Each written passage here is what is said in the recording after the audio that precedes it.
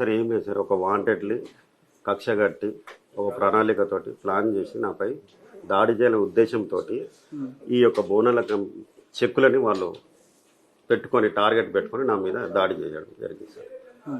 యాక్చువల్గా ఏదైతే ఈ బోనాల పండుగ చెక్కులు ప్రతిసారి నా డివిజన్లోనే ఉంటుంది. సో దాన్ని వాంటెడ్లీ ఈసారి అల్వాల్కి తీసుకెళ్ళి అల్వాల్ వెంకటేశ్వర స్వామి గుడిలో పెట్టి సో టార్గెట్ చేసి ఒక పథకం ప్రకారం మా మీద దాడి చేశారు. దేనికోసం సార్? మీరు ఒక కార్పొరేటర్ సో మీ మీద దాడి చేయాల్సిన అవసరం ఎవరికి ఉంది, దేనికోసం? సార్ మాజీ ఎమ్మెల్యే గారికి ఉంది సార్. ఎందుకు అని అంటే ఒకప్పుడు బీఆర్ఎస్ పార్టీలో ఉన్నప్పుడు నేను ఆయన ఫాలోవర్ని సార్. నాకు టికెట్ ఇచ్చి నన్ను కార్పొరేటర్ చేశాడు. సో అదే కృతజ్ఞత భావంతో మేము ఉన్నాం సార్. ఈ రోజు వరకు కూడా నేను పార్టీ మారలేదు, పార్టీని నమ్ముకొని ఉన్నాము.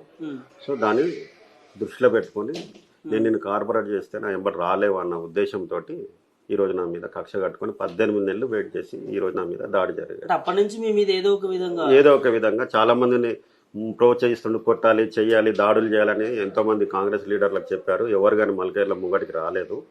అందుకనే దాన్ని ఏం చేశాడంటే ప్రీ ప్లాన్డ్ గా అల్వాల్కి షిఫ్ట్ చేసుకుని అక్కడ కక్ష సాధింపు చర్య తీసుకున్నారు. వారితో మీరు పార్టీలోకి జాయిన్ కాలేదు, కాంగ్రెస్ పర్సనల్ గర్చ్ సార్.